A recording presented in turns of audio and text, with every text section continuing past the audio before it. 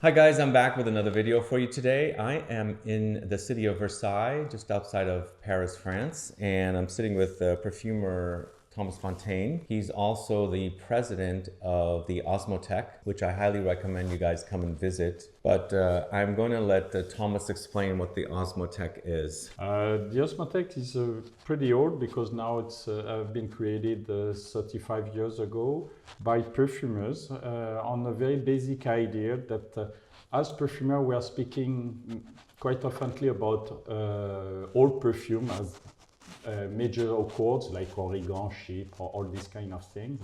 And as they are not anymore on the market, it is really impossible to smell them. Then the idea was to get the formulae and to reweight this perfume and to give the possibility, the opportunity to people to smell them again. Then that was the basic idea.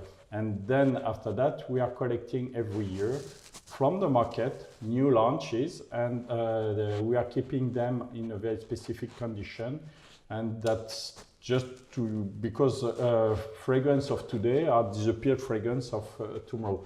Then we have constituted quite a huge collection here, about 6,000 perfume. And within these 6,000 perfume, almost 1,000 are disappeared fragrances, covering 4 millennia. Then our oldest perfume is the Jicky, which is the fragrance from the ancient Egypt, minus 2000 before Christ. But most of our collection is what we call the modern perfumery, then in the 19th, 20th, and 21st century. That's the basic idea. That's also one mission, because the second mission is based on this collection. We are doing almost 100 events all over the world. Last week we have been to Shanghai for the Not Shanghai to present some fragrances, but we are doing also some lectures, olfactive lectures. That means that somebody is speaking about specific topics, and it is illustrated by some fragrances that you are able to smell on the bladder. And we are doing that for school, for hospital, for even we are going to jails sometimes just to give some fresh air to the people. And it's a second part, then transmission. And the last part is research, as we do have a scientific committee, a group of researchers, could be perfumer, could be chemist, but also historian, a specialist of literature, and sociologist, and so on. Then doing surveys about perfume and olfaction, generally speaking. Then that's the activity of the Osmothèque. It is a non-profit association, and as I am a perfumer, only perfumers are able to be a president, and it's really managed by perfumers. So that's a long way to explain it. Let's ask some questions. So you mentioned something Egyptian. So you have a formula of an Egyptian perfume? It's a little bit more complex. For modern perfumer, we do have the formula, and that's what we are doing. It's what we call reweight. We are reweighting the fragrance exactly following the exact formula. Then when we are missing raw materials, we don't do that. For all perfume, that at that time we are not speaking about formula, we are more or less speaking about recipe. And there is a kind of interpretation that's a little bit difficult because you have to do some archaeological surveys, botanical surveys, and you need to have some text about it. Regarding the Jicky, we had the collaboration of different Egyptologues. We do also the same with the Parfum Royal du Roi des Parthes, which is based on the natural history from Pliny the Eldest. And we do have to manage some interpretation because sometimes proportion, the exact name of the raw material is difficult to be sure 100% of the source. All right, so this is something that when people come here, they can smell this recreation of this recipe of an old Egyptian perfume. Yeah. What does it smell like? Oh, basically, there's different kind of raw materials. There's shells, there is some herbs, there's some aromats, also spices, because don't forget that those fragrances at that time, that was not for a kind of hedonic use, but mainly medical use, and also to preserve the body of the mummies. Then it does have to get some medical effect and bactericide effect. But your concentration of formulas here are more modern fragrances, and you did mention also lost formulas. Can you explain a little bit about that? We are collecting the formula from the people who are owning this formula. Then we do have a copy of that formula. We keep these formulas in a vault, in a bank, because it's absolutely confidential. And when people are giving us their archives, and they are asking us to keep that secret and to reweight the fragrance just to be smelled. And that, to be clear, all the fragrances that you have at the Osmothèque, you are not able to wear them, to buy them. You are just able to smell them on a bladder or another vehicle, but most of the time it's bladders. Mm-hmm. And we are trying to get all the formula that we are able to reweight. And or sometimes it's very difficult because we are missing also some information. Sometimes raw materials are not exactly the same than now. Then we have to re-extract raw materials in the old way, should I say. So what's the most sought after lost formula fragrance that you can think of here? Oh, it's difficult to tell you. Recently, I was reweighting an old fragrance from Vigny called Gollywog. Amber, it's a very nice sweet amber and with some experimentic note. And in this, there were had some difficulties because there were in the formula a quality of a tuberose, and it was difficult to find the right quality. And in fact, that was a tuberose absolute with a different. That was already a kind of what we call a base. And fortunately, I was able to find the formula of this tuberose and to reweight the fragrance. Funny stuff. That's exciting. I'd like to smell that one. But you have original formulations or formulas or recreations of the formulas of fragrances like Chanel No. 5 from when it first launched? No, regarding Chanel No. 5, Chanel do reweight for us this fragrance. Guerlain is doing the same. We don't have the formula. Oh. They're keeping that. If they want to give us the formula, we will welcome for sure all the formulas. But these companies do reweight fragrances for us. Sometimes they are doing incomplete formula because they are missing some raw materials. We may have in our also collection, because we have a huge collection, almost 1,500 different raw materials.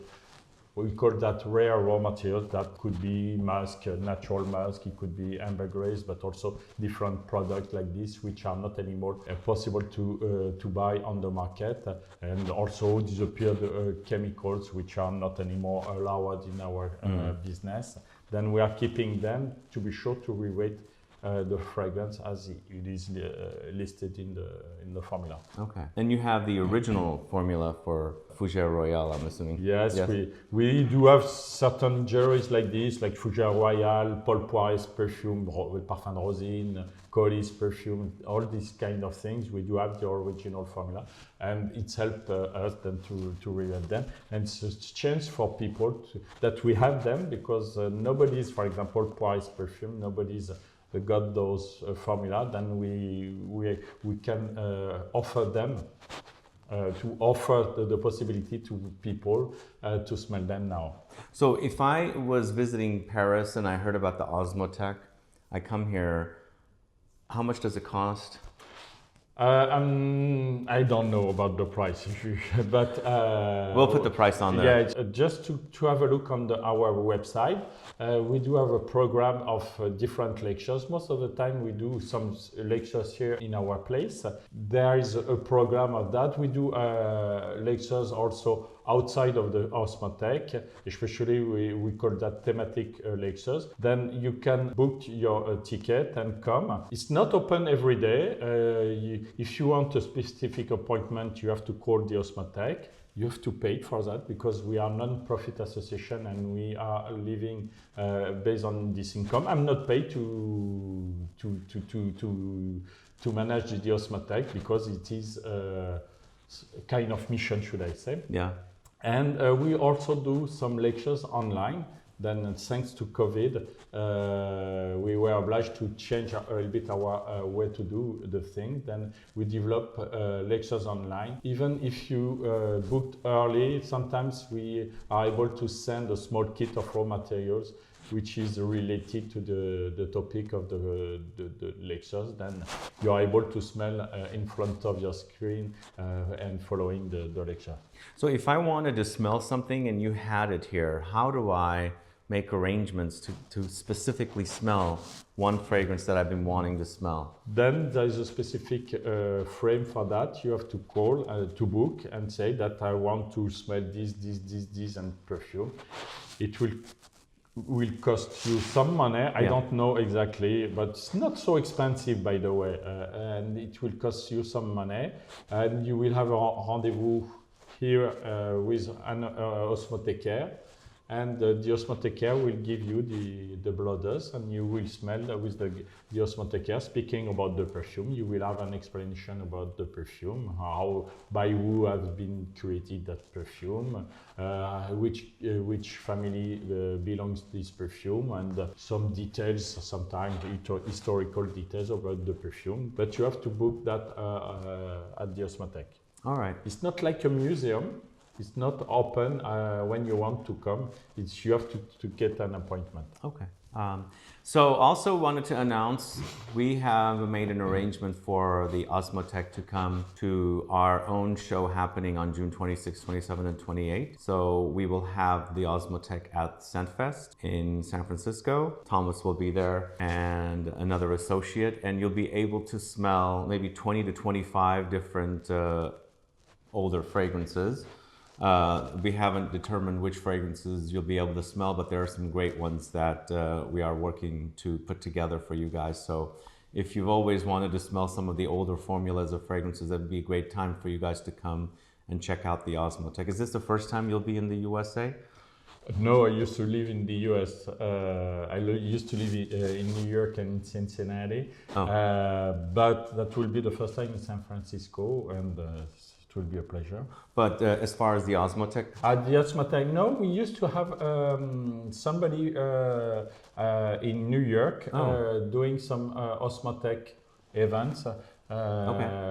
Now he's not doing it anymore, but we want to redevelop that because the Osmothèque is the International Conservatory of Perfume. Then by international, it does have to get some international fragrances in our collection, which is already the case. We do have a lot of American perfume, German perfume, Italian perfume. It's why we were last week in China. Mm-hmm. And we want to develop that also to speak about perfume all over the world, because our collection is not only French perfume, it's mainly the patrimony of the mankind, as we are covering 4 millennia, then not only the French perfumery, and now perfumery is not anymore French, then it has to be like this. And even it's not only fine fragrances, because we did open to functional perfumery. We do have in our collection some Ariel, Mr. Proper, or things like this, which part of our world, olfactive world. All right, so we are smelling an older formulation of fragrance. Then that fragrance is from the 18th century. It's from a very famous perfumer at that time. One of the oldest maisons in France is Lubin, and it's the Eau de Lubin. This fragrance have been created and launched in 1798. Eau de Lubin? Eau de Lubin. And when you smell it, you see that he has inspired a very typical American perfume, which is the allspice. Yeah, it does remind me of the spiciness, the freshness on the top, and the spiciness, cinnamon, clove, and also the balsamic dry down, which is mainly benzoin or Peru balsam, all these kind of things. Yeah. Never forget that at that time it was also a kind of hygienist product, not only a fragrance to smell nice. It was used for hygiene because the use of water was still rare at that time. Then Wow. most of the people were cleaning themselves. Of course, when I'm saying most of the people, I'm speaking about the crown people, the aristocracy, the people which were able to afford a kind of product. So this is Lubin's Eau de Lubin. What year did it come out? 1798. Wow, that's pretty old. Yeah. And Old Spice launched in the 50s or 40s? 50s, 40s, yes. Yeah. Then yes, almost 150 years after. Wow. I was speaking about one fragrance which have been reconstituted. It's from the 1st century after Christ, Okay. and it's what we call Parfum Royal from the King of Part. This fragrance, It's so dark. it has been diluted in alcohol, but originally speaking, it's solid. Oh, it's a solid. Okay. Yeah. Ooh, it's an amber. It's kind of amber. It's very spicy, and what is funny in this kind of things that the raw materials were used not extracted, but in the Raw form. raw form. Wow. And you have cinnamon, then you have to scratch the cinnamon, you have a lot of spices, but you have also a kind of raw material that we are not using anymore.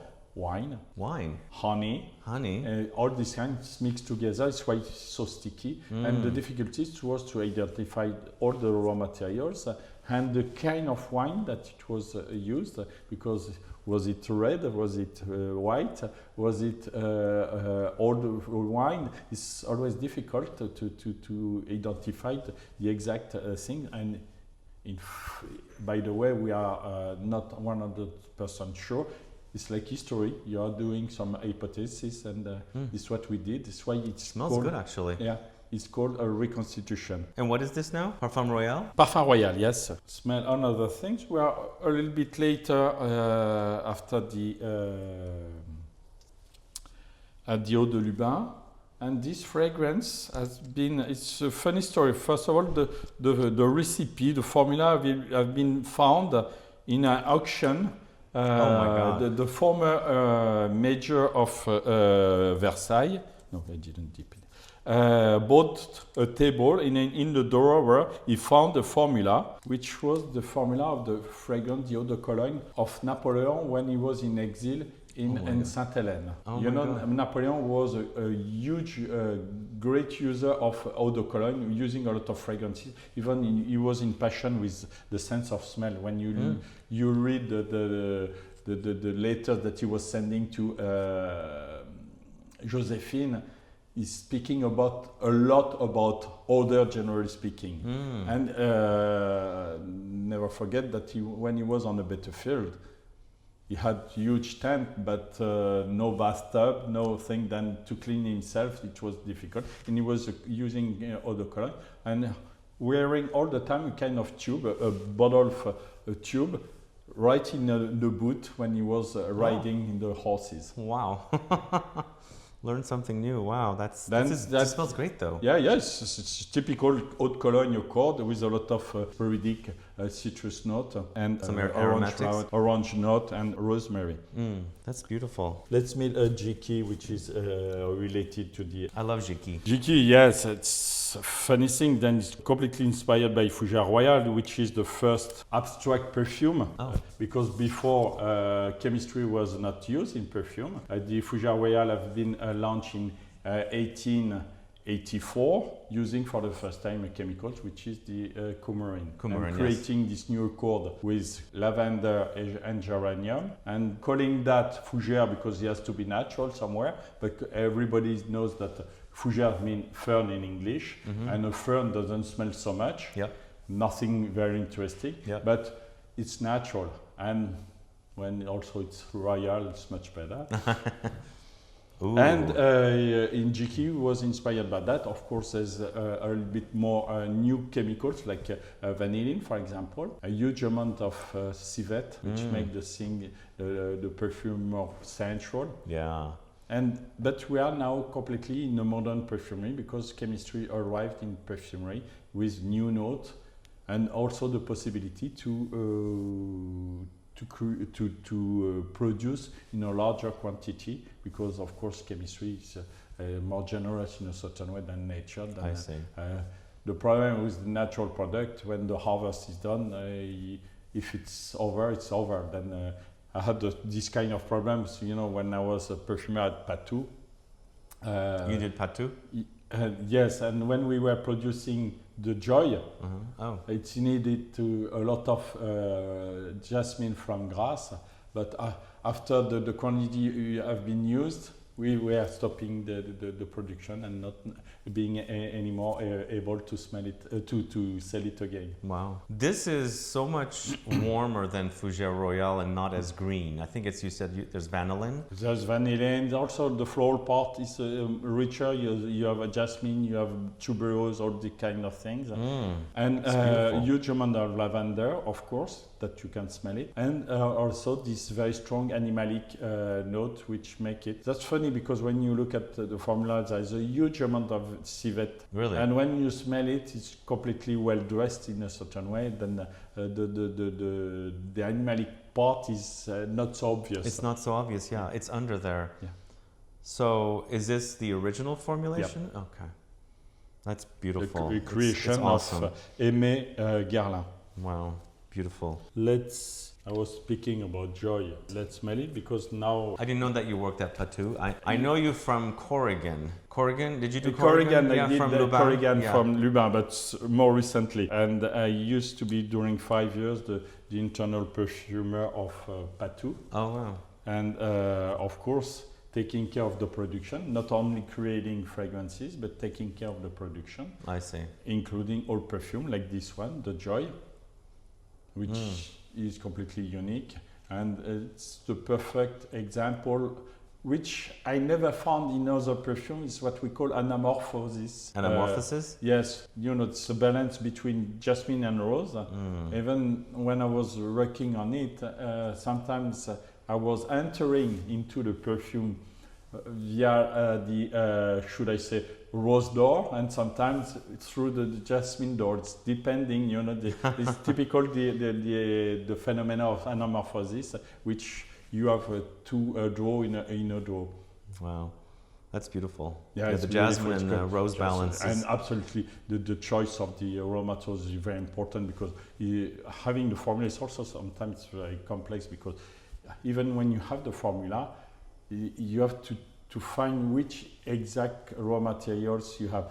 It's why when I became perfumer at Jean Patou, immediately I asked to Jean Carleo, who was the founder, or one of the founders of the Osmothèque, and asked him some details about the raw materials, and it helped me a lot. And we smelled together, okay, you know that jasmine should be like this and not like this. Then it was very important to exchange. And all these things were not in the formula. It's, you know, what's this kind of information that you're exchanging with another perfumer. Yeah. Are there also aldehydes in this? Absolutely not. Yeah. No? No. What's causing the aldehydic kind of? It's just the freshness of the jasmine, and because Almeraz, the creator of Joy, never liked aldehyde. He never wanted to use that because he hated that. Okay, makes sense. And what's going on with Joy now? What happened to Patou?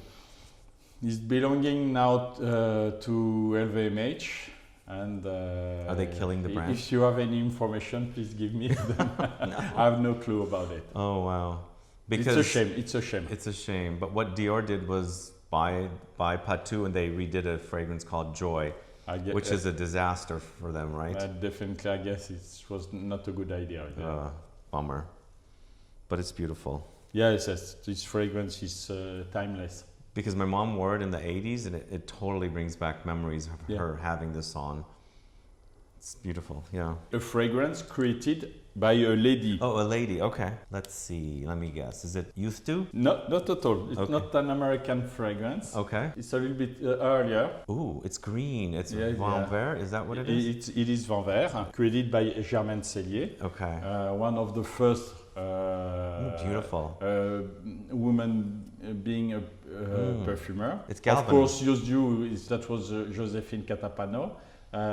So different though. Yeah, completely. And it gets the inspiration to Henri Robert to create Chanel number 19. Oh. You have this typical, what I call most of the time, the typical Parisian elegancy, women elegancy accord. That's the accord between Galbanum and Oris. It's a beautiful accord, Yes, yeah. It's so beautiful. It's not very sensual, but it's just very... It smells like spring. Yeah. Yeah. And it's very clashes, you know. And the wrapping on this kind of fragrance due to the Oris is huge. So this has been redone so many times, and the new version that just came out 2 years ago smells nothing like this. Absolutely not, of course, because it has a huge amount of Oris in that, and for many reasons they changed the formula. Basically also due to the regulation that we have to follow when we are doing a fragrance. But this is closer to what number 19 smells like now, compared to the new Vert from Balmain. Very interesting, I love this, it's so good. I never smelled it in the original formula, so it was great that you pulled it out. All right, so that was an awesome session of smelling some classic fragrances. So if somebody wanted to do something like that, it is by appointment only, I take it. Yes, we are not a museum, we are a conservatory, and for many reasons, and basically also that we do not have enough people to welcome people all the time, then it's only by appointment. Okay. But if somebody came in just as a visitor, you have some displays outside. Not all the time. Sometimes we do have some exhibition, which is open to everybody on a very specific period. Last time we had an exhibition about photography and perfume, and people were able to come and to visit only 1 or 2 days per week. I see. All right, this has been exciting. I've always wanted to come here. Finally, we did it. Just before our show in San Francisco, I'm really looking forward for you to bring the amazing formulas to our show. I think a lot of people are going to want to come and discover the fragrances, so we're really looking forward to that. We will try to make a great selection covering and quite a long period. Great, yes. So guys, thanks so much for watching today's video with Thomas from the Osmothèque, perfumer Thomas Fontaine, I should say. Thank you. If you guys have any questions or comments, please do list below. And if you are visiting Paris, I think Versailles is probably around an hour train ride. Or even less, half an hour. It's very convenient because there's 3 ways to come. There's 3 stations in Versailles. Then where you are in Paris, you are able to come quite easily to Versailles. Yeah, I highly recommend you get in touch with the Osmothèque and make your appointment before you're in Paris so that they can be available for you and do the smelling, because it was awesome to smell the joy. The joy really reminded me of my mom, and I'd never smelled the original formula of Vert, so that was also a great thing to do. But thanks so much for watching. If you have any questions or comments, please list below. Book your tickets to ScentFest SF and come and smell the original fragrances with your own noses. And I'll be back with more videos very soon. Have a good one. Goodbye. Goodbye. Are you a member of the IPBA? You know, the association, the American Association for Old Perfume. If you are an old perfume collector, I can recommend you shops in Paris. Oh yes, please recommend shops. So can we show this? Yeah. I just bought a bottle of the Voyager from Jean Patou, but unfortunately this one is broken. We have to repair it. This is a factice though also. A factice, yes, yeah. It's a plastic one that was for boutiques, and at that time many brands were doing that. We do have some what we call géant. That one is part of that, but of course you have this kind of thing, this Balenciaga globe from Rochas. So this is the where you keep all. We are keeping here. Not everything is there because we just arrived and we have still some books. This is a new location. Box. Yeah, it's a new location. Then we have a collection of old books like this about chemistry, or we do have some the Gunther regarding the which are kind of Bible for natural product, but also having different books, collection of information of what coming from the perfume houses. It's also very helpful when we need some information about raw materials. Sometimes we do have the information there. It's it's part of our richness having all these books, because we can find a lot of information. Even for our presentation, we need to get historical information about perfume companies, perfume. Yeah, everything is here, I guess. Yeah, and then you have some a setup of smells out there. Then at the last week we had an exhibition just before the Perfume Week, and we did organize some small event about typical perfume. For example, I was speaking about the Paul Poiret's perfume, Parfum de Rosine, in fact, and you are able to smell the Arlequinade. Beautiful Arlequinade. This one I've been reweighting quite recently, and one of the very famous, which is one of the first fragrances that we have reweighted, that Le Fruit Défendu. Iconic fragrance from Paul Poiret. That's a funny fragrance because we always say that the first Gourmand. This is very gourmand. It's very sweet. Yes. For us, it's the first Gourmand, but most of the time we are saying that the first Gourmand is Angel, of course, because Angel was very obvious in this category. But that's very sweet. That's very sweet. It's remember that at the time new chemicals arrived in our palette, and especially lactones and gamma and decalactone, which smell peach, and they have been used in a large quantity in that fragrance. That fragrance have been launched in 1914. Wow! But it was the beginning of the war, and not the good time to launch a fragrance. So it was a failure? It failed completely. It has been relaunched in 1918 at the end of the war, but unfortunately it didn't work. But olfactively speaking, we may say that it was a success because it is very interesting. Unfortunately, Poiret didn't have so much success with the fragrance. Oh, so that's Rosine, Parfum Rosine? Parfum Rosine, yes. Rosine was the first name of one of his daughters. Oh, okay. Was recently bought by another woman, right? She was running the... Yeah, and now it's have been... she passed away recently, and it has been bought by... I don't remember the name of that So it guy. continues? It continues, but non-perfume of the original Poiret's perfume are in the collection. I see. Completely different spirit of creation. I see. So if you come to our show at ScentFest SF, this is kind of how we would do the fragrances, right? You would be in a jar. Yeah. There will be information. Absolutely. And then there might be some posters as well of the fragrances like we have this one. To Fougère Royale. Here it is. Here it is. Oh yeah, it's much greener than the Jicky. It's more coumarin and more lavender. Then we do organize maybe something like this because it's easier and more convenient, and having some beautiful poster, the original. Beautiful posters. Anything else I should smell before we wrap up? Anything exciting here? There's many things very exciting. Parfum d'Orsay, le dandy. Alors, je reviens. From Frederick Vert. It's 1932. And the funny story about that during World War II... Oh, that's Je reviens. Yeah. Oh, not that. Okay. No, it's not that.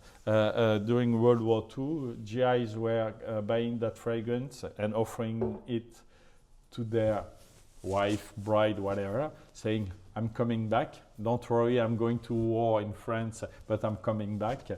I hope that it worked for many of them, but I'm not so sure. No, no. No, but it's very funny that that was a gift from GI to Their wives, Their wives. girlfriends. Is it fruity? Is that what I smelled? No, it's mainly a kind of fougère, also very lavender, and using some also new chemicals from that time, which were esters from salicylic acid. All right. What else? I don't know. Trèfle incarnat, which is funny because it's the first one of the first use of amyl salicylate, and trèfle accord, which is a little bit related to a fougère accord. And for example, Brut from Fabergé is in the same category of fragrance. Wow. It is a bit fougère-like, yeah? Yeah, absolutely. Let's continue. You smelt it. L'eau de Cologne Napoléon. L'eau de Lubin.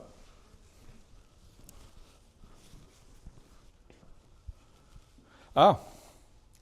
You know the origin of the Chypres of the family is the sheep from Coty. But Coty was not the first perfumer doing some sheep. And this is the origin of the sheep. It's what we call oiselets de sheep, small birds of sheep, which was done in the 16th, 17th, and 18th century. Wow. And it was solid fragrance to perfume the house and based on the oak moss.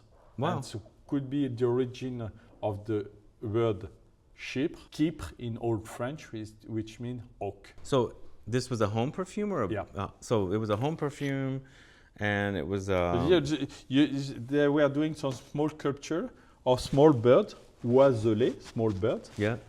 With this kind of pasta, it is solid. Huh? Yeah, it is. Yeah. Yeah, you can see. Yep. Awesome. Jean Patou, que sais-je?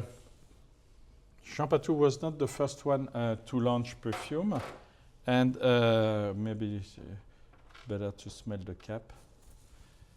But in 1924, he hired the perfumer from Poiret, Henri Almeras, and instead of launching one perfume, he launched 3 perfumes. Que sais-je, What I Know, Amour Amour, Love Love, and Adieu Sagesse, Bye Bye Wiseness. 3 perfumes telling the story of the meeting between a man and a woman. Que sais-je, What I Know, about that man. Love, Love, I'm falling in love, and Bye Bye Wiseness, I'll let you imagine. And funny things that Que sais-je was from brunette, Amour Amour for blonde women, and Adieu Sagesse for redhead women. Wow. It's like a trio of fragrances. That was the origin of bespoke perfume in a certain way. And then, in fact, Patou did it later, doing a cocktail bar for perfume. Then people were able to do their own perfume at home. Okay, wow.